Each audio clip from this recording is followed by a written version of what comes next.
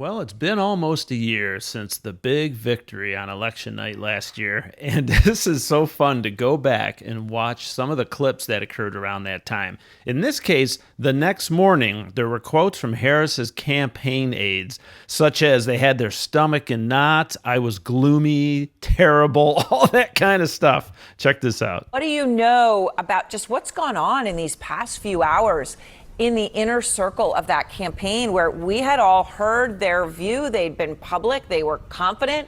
They thought, David Plouffe said, they thought they could win all 6 or 7 swing states. It's not going to happen. And yet here we are. Man, wouldn't you love to have been a fly in the wall in the Harris campaign on election night? Oh, that would have been so great.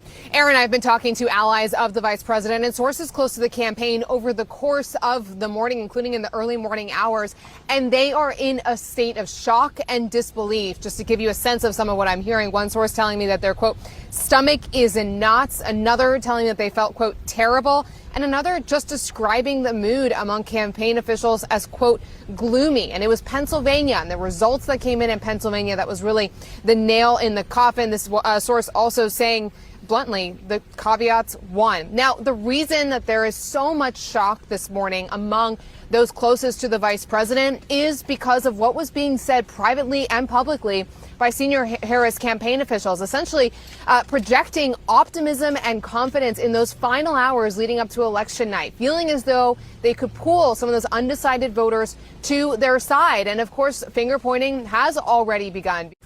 Yeah, absolutely. You can only imagine that phone call, right? You know, he came out just the other day, right? Low IQ, all these things, and to have to pick up the phone and make that call. Finger pointing has already begun. Oh!